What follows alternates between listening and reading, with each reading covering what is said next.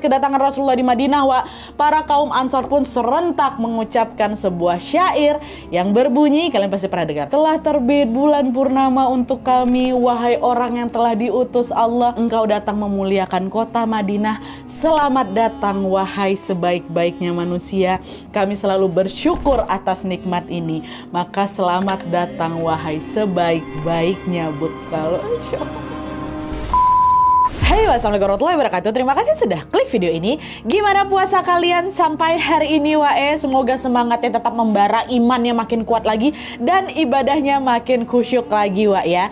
Masih dalam rangkaian Nadia Omaira spesial Ramadan, malam ini aku akan kembali lagi menemani kalian dengan menceritakan satu kisah sejarah dari Nabi besar kita, yaitu Nabi Muhammad Sallallahu Alaihi Wasallam, Wak. Minggu kemarin aku sudah bercerita tentang keteladanan dari sifat-sifat mulia Rasulullah, sifat sabar, tawakal, dan juga pemaaf, dan tentunya juga masih banyak sifat mulia lainnya yang baik kita teladani dari diri Rasulullah, Wak. Salah satunya yaitu tentang keteladanan Rasulullah sebagai seorang pemimpin.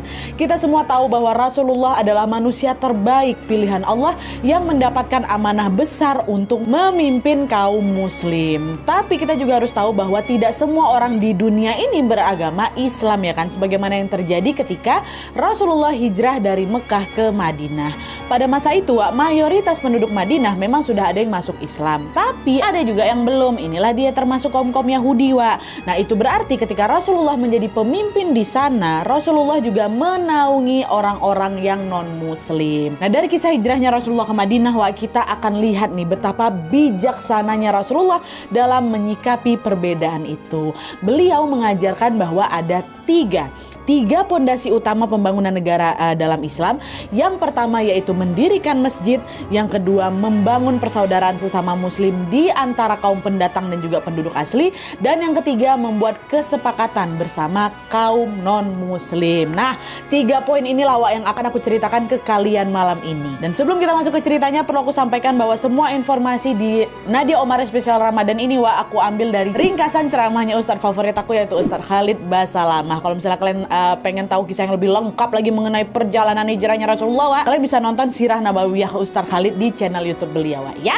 Nah, sekarang tanpa berlama-lama kita langsung masuk aja ke ceritanya. Check it out.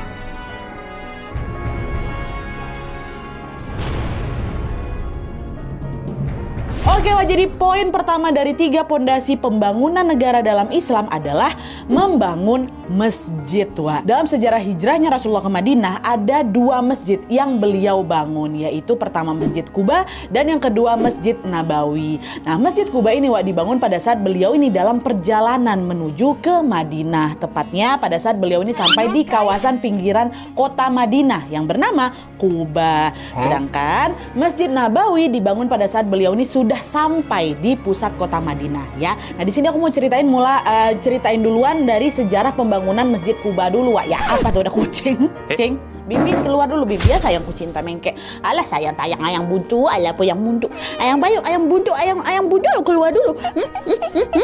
Kamu mau cerita soal Madinah? Iya, baik, keluar dulu ya. Oke, jadi, Wak, ceritanya sebelum Rasulullah hijrah ke Madinah atau sampai ke Madinah, Rasulullah ini sudah melewati masa dakwah di kota Mekah selama 13 tahun. Dan yang seperti sudah kita ketahui semua, Wak, selama berada di Mekah, Rasulullah ini mendapatkan ada banyak sekali tekanan dan juga siksaan dari kaum kafir Quraisy. Semua siksaan itu datang bertubi-tubi, ya kan. Sampai akhirnya turunlah perintah dari Allah ke Rasulullah untuk hijrah ke Madinah. Dan turun perintahnya.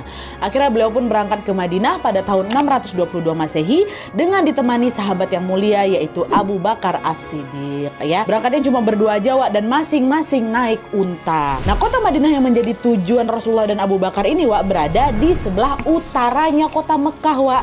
Tapi untuk menghindari kejaran dari kaum kafir Quraisy, Rasulullah dan Abu Bakar radhiyallahu anhu pun sengaja melewati rute yang memutar ke arah selatan menuju ke kota Yaman.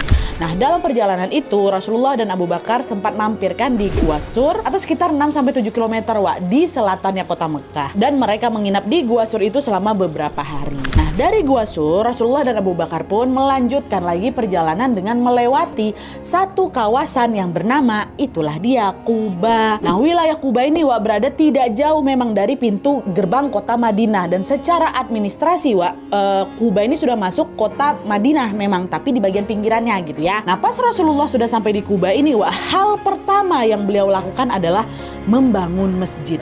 Pokoknya sebelum mulai berdakwah atau melakukan kegiatan yang lain Wak, hal pertama yang paling utama yang harus dilakukan lebih dulu adalah membangun masjid. Masjid ini menjadi tempat berkumpulnya orang muslim Wak. Dengan adanya masjid, setiap orang muslim ini bisa menemui Allah sebanyak 5 kali dalam sehari.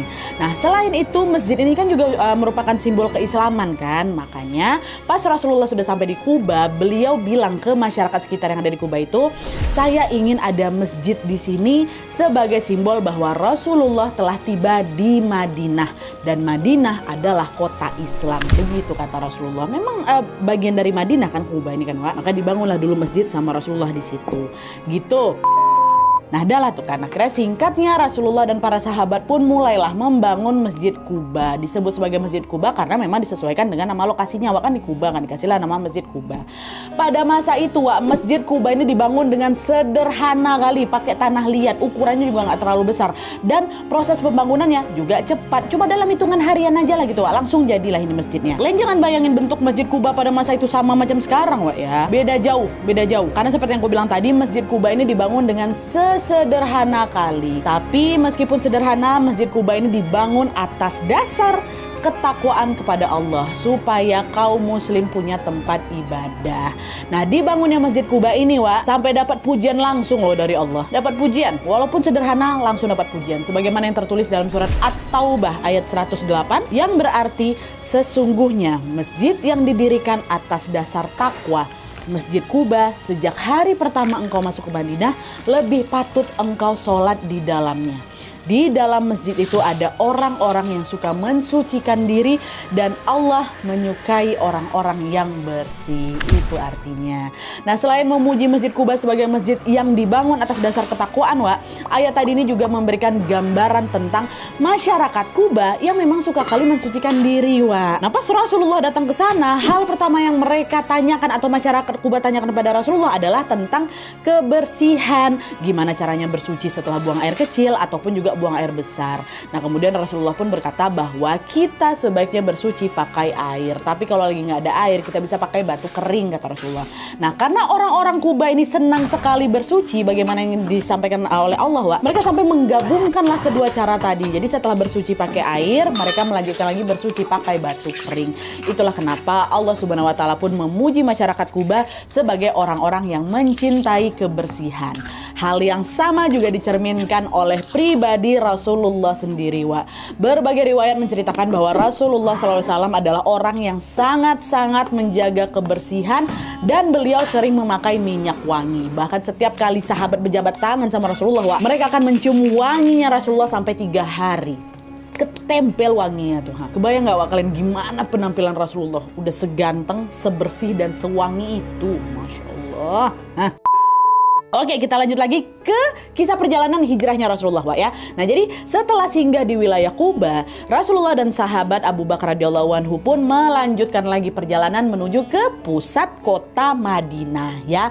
Nah, kabar tentang hijrahnya Rasulullah ini Wak memang sudah diketahui duluan oleh penduduk asli Madinah, yaitu Bani Aus dan Bani Khazraj. Ini adalah 2 suku yang kemudian kita kenal sebagai kaum Ansor. Ini sedikit tambahin informasi aja Wak ya. Kata Ansor ini berarti penolong. Itu artinya merekalah kaum yang telah menolong Rasulullah dan juga para sahabat dalam berhijrah. Bentar. Ya, jadi kaum Ansor ini adalah penduduk asli Madinah Wak. Oke.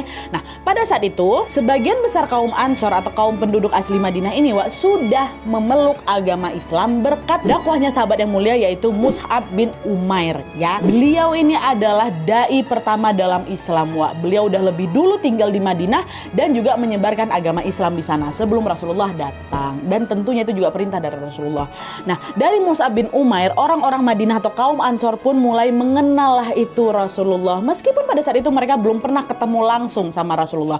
Di video aku sebelumnya juga aku pernah bercerita kok tentang kisah dakwahnya Mus'ab bin Umair atau dai pertama di Islam ini yang ada di Madinah. Jadi kalau misalnya kalian penasaran, kalian bisa nonton videonya habis video ini, Wak, ya. Jadi intinya di situ kaum Ansor sudah memeluk agama Islam berkat Mus'ab. Nah, karena kaum Ansor sudah tahu siapa itu Rasulullah, Wak, mereka pun akhirnya gembira kali lah pas tahu kalau utusan Allah Rasulullah mau hijrah, mau tinggal ke Madinah, kota mereka. Mereka rindu kali, Wak, pengen ketemu sama Rasulullah. Bahkan nih, setiap hari setelah mereka dapat kabar kalau misalnya Rasulullah mau datang ke sana, setiap hari, setiap pagi, dari pagi sampai menjelang maghrib, Wak, mereka semua udah berkumpul itu di depan pintu gerbang Madinah untuk menunggu kedatangan Rasulullah. Tapi ternyata pada saat itu, Wak, Rasulullah dan juga Abu Bakar terlambat 3 hari itu dari jadwal yang seharusnya mereka tiba di Madinah. Dan mereka tunggu sampai di hari yang tentukan gak datang. Nah, di hari ketiga menjelang waktu asar, Wak, kaum Ansor atau kaum Bani Dah ini pun menunggu lagi lah kedatangan Rasulullah di rumah mereka masing-masing, gak di depan pintu gerbang lagi, Wak, karena mereka mikir Rasulullah belum akan tiba di Madinah tuh pada hari itu, kan udah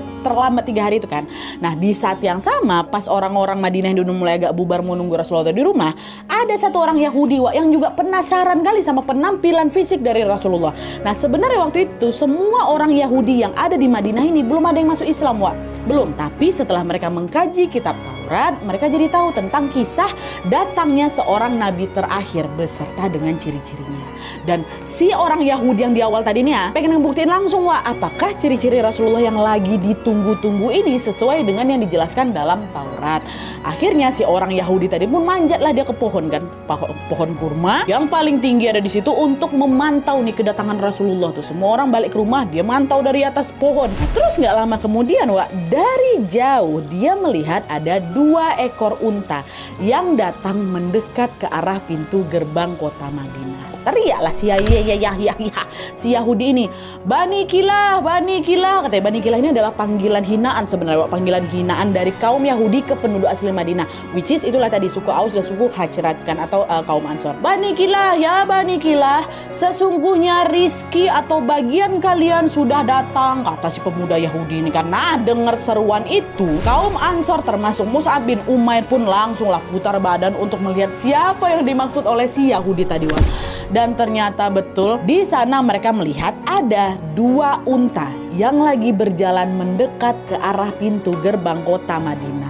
Satu unta ditunggangi sama Abu Bakar dan satu unta ditunggangi oleh Rasulullah.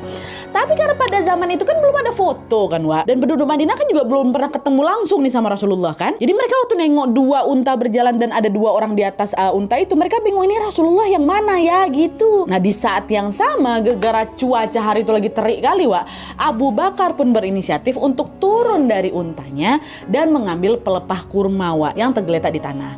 Nah, lalu Abu Bakar pun naik lagi ke untanya, kemudian menaungi Rasulullah dengan pelepah kurma itu sambil untanya masih berjalan. Nah, kejadian itulah yang membuat orang-orang langsung tahu yang mana Rasulullah. Rasulullah adalah laki-laki yang dinaungi pelepah kurma karena pastinya beliau ini lebih akan dimuliakan dan juga dihormati. Nah, itu pasti Rasulullah, kata mereka. Nah, melihat kedatangan Rasulullah di Madinah, Wak, para kaum Ansor pun serentak mengucapkan sebuah syair yang berbunyi, kalian pasti pernah dengar, Tala'al badru alaina min saniyatil wada. Ya Allah, kok gini aja merinding. Wajabal syukuru alaina mada'alillahida. Itulah telah terbit bulan purnama untuk kami, wahai orang yang telah diutus Allah. Engkau telah membawa peraturan-peraturan yang pasti akan dipatuhi. Engkau datang memuliakan kota Madinah. Selamat datang wahai sebaik-baiknya manusia. Kami selalu bersyukur atas nikmat ini. Maka selamat datang wahai sebaik-baiknya bekal. Pengen ada di situ ya Allah. Oke lah. Nah nih, pas Rasulullah memasuki kota Madinah, wah, orang-orang pun saling berebut tuh mau narik tali kekangan untanya Rasulullah. Gegara apa? Gegara mereka pengen Rasulullah pertama kali menginjak kakinya di Madinah bertamu ke rumah mereka dulu. Mereka mau menjamu Rasulullah. Ya Rasulullah, mampirlah ke rumahku. Segala kebutuhanmu akan aku penuhi. Aku akan memuliakanmu ya Rasulullah. Yang lain juga nyaut, ya Rasulullah, sudah ke rumah kami saja, di suku kami aja. Oh, pokoknya berebut lah gitu. Nah, melihat banyaknya orang yang berusaha untuk menarik tali kekangan unta beliau, wah, Rasulullah langsung bilang, jangan ada yang menarik tali unta ini. Sesungguhnya unta ini sudah mendapatkan perintah langsung dari Allah dan dia tahu di mana dia harus berhenti, kata Rasulullah. Dahlah tuh. Akhirnya untanya Rasulullah pun dibiarkan sama mereka, dilepaskan tali kekangan mereka itu, dibiarkan berjalan sampai akhirnya memasuki wilayah Bani Najr. Nah, Bani Najr ini ternyata masih keluarganya ibu Rasulullah, yaitu Aminah, kan? Berhenti di situ. Nah, di wilayah itu untanya Rasulullah berhenti, duduk di situ. Nah, Rasulullah pun nanyalah kan ke orang sekitar, tanah yang sekarang diduduki unta saya ini tanahnya siapa? Kata Rasulullah, tanah ini milik 2 orang anak yatim ya Rasul. Pada saat itu juga Rasulullah pun langsung bertemulah dengan wali 2 anak yatim tadi, Beliau bilang, saya ingin membeli tanah ini, katanya. Nah, sang wali langsung jawab, ya Rasulullah, engkau tidak perlu membelinya, anggaplah ini sebagai tanah wakaf, silakan ambil, tidak usah bayar, kata wali. Tidak, saya akan membelinya. Sebutlah berapa nilainya, kata Rasulullah. Nah, di momen itu sang wali 2 anak yatim ini ngerasa berat kali. Bukan mereka ini berat ngelepasin tanahnya, tapi berat karena dia nggak mau Rasulullah ngebayar tanah itu. Udah, Rasulullah nggak apa-apa, ambil aja. Nah, di situ Rasulullah nggak mau. Rasulullah tetap mengukur sendiri tanah itu dan membelinya dengan harga yang sesuai. Dan di situ Rasulullah bilang, tanah ini adalah pilihan Allah yang maha suci dan maha tinggi. Ini adalah tanah terberkah setelah wilayah haram Mekah, kata Rasulullah.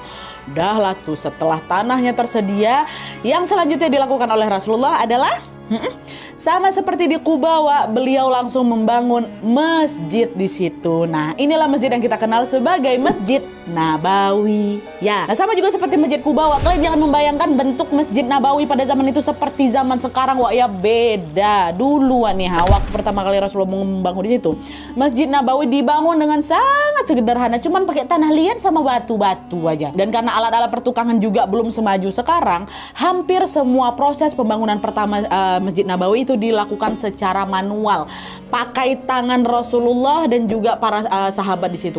Mereka semua bekerja keras untuk mengangkat batu-batu material untuk dijadikan pondasi masjid. Lalu untuk bagian dindingnya dibuat pakai tanah liat dan juga tiang penyangganya dibuat pakai batang kurma. Ya, batang pohon kurma maksudnya. Dibangun sama Rasulullah dan para sahabat. Terus di samping Masjid Nabawi dibuat juga sebuah bangunan kecil sebagai tempat tinggal Rasulullah SAW. Nah, dari peristiwa ini, sebagian ulama langsung menyimpulkan bahwa sebaiknya seorang pemimpin harus tinggal di dekat masjid supaya dia bisa selalu menjadi imam sholat. Di dalam Islam, pemimpin itu harus bisa jadi imam sholat. Udah lah ya kan. Nah, singkatnya, setelah Masjid Nabawi dan Masjid Quba ini berdiri, maka tuntaslah poin pertama dari 3 pondasi pembangunan negara, yaitu mendirikan masjid. Nah, dengan ini Rasulullah telah membuat simbol keislaman di Madinah. Seperti mungkin juga ada di kota-kota kalian, ada Masjid Raya, Masjid Akbar, Masjid Besar, Masjid Jami, dan lain sebagainya kan, kayak gitu. Dan setelahnya Rasulullah pun segera bersiap untuk mewujudkan 2 pondasi utama lainnya dalam pembangunan negara Islam, yaitu untuk menyatukan penduduk pendatang dengan penduduk asli. Dan dalam hal ini, kaum pendatang adalah orang Mekah yang hijrah ke Madinah dan kaum penduduk asli adalah orang Madinah. Nah, gimana kelanjutannya? Masuk.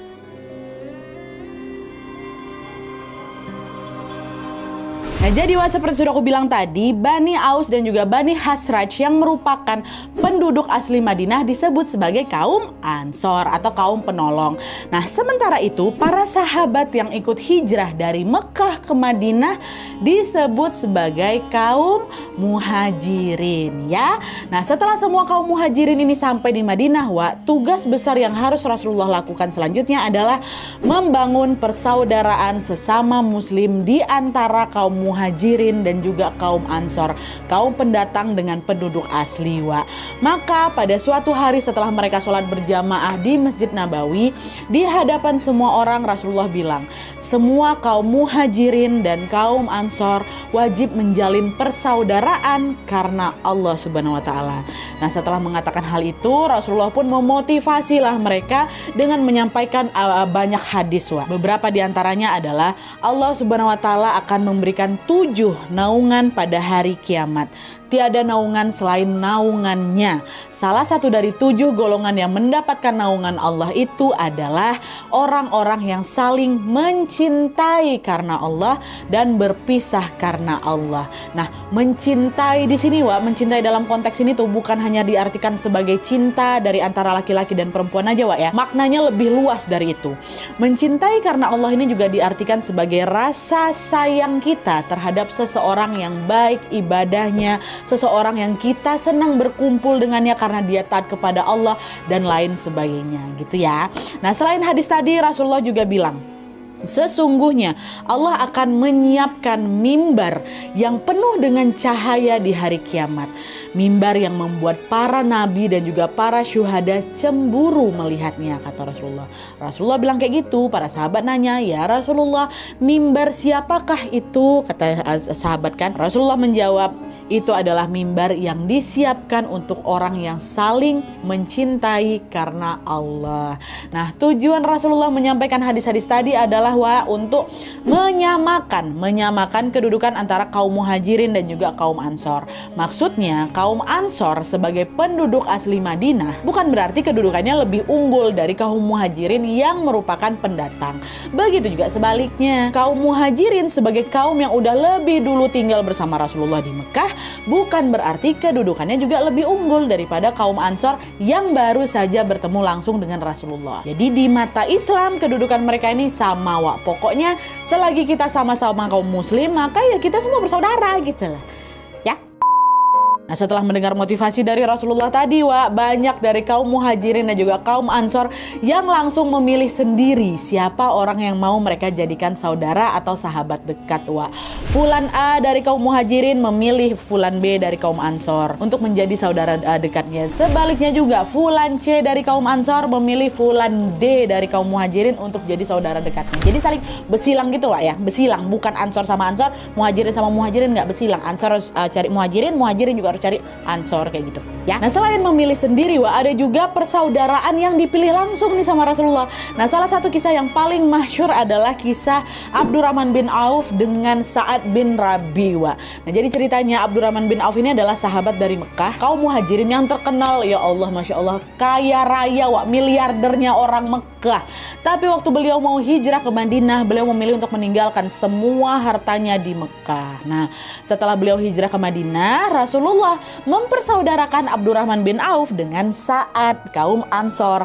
Nah, sama seperti beliau, Sa'ad ini juga merupakan orang paling kaya juga di Madinah, miliarder, di mana setengah kebun kurma yang ada di seluruh Madinah itu milik Sa'ad. Kaya raya kali. Rasulullah memasangkan mereka berdua. Nah, pas saat tahu kalau Abdurrahman bin Auf ini datang ke Madinah tanpa membawa harta sepeser pun, Sa'ad pun langsung dengan senang hati membagikan harta beliau untuknya.